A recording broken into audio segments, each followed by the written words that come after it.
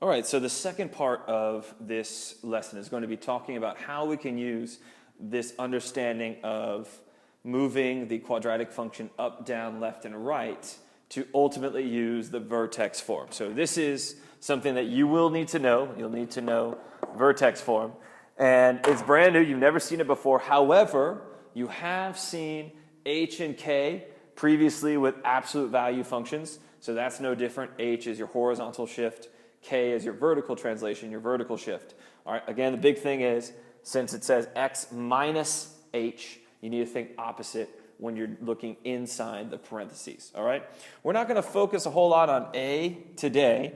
We're going to really talk about what a number besides 1, where a is how that is going to change the parabola. That'll be tomorrow, all right? So we'll get a chance to look at what happens if we put a number that's not 1 where it says a. So for our purposes today, though, we'll keep it with just 1 where it says a. So the big thing here is that if you are given vertex form, guys, it's called vertex form for a reason. Your h and your k are the vertex. So down here where it says h and k, that is your vertex. Big thing is think opposite for inside the parentheses, okay? So if I give you vertex form, you should know what the vertex is. All right, so that's kind of your starting point for where you're going to begin your parabola.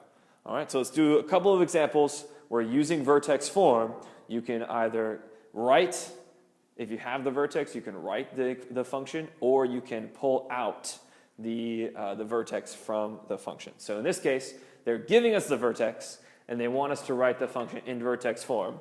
So again, vertex form is f of x equals a times x minus h squared plus k. For our purposes today, a is just going to be 1, so you won't see a number in front of the parentheses.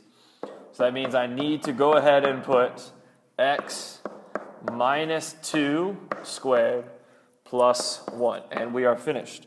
Now, the thing that confuses students is they see x minus 2. They see a negative sign in front of 2 and think, hey, that's not what I have. I have a positive 2 in the vertex. How can I have a positive 2 but then have subtraction in the parentheses? And again, because the form is x minus, that's why we think opposite. So this is actually an h of a positive 2.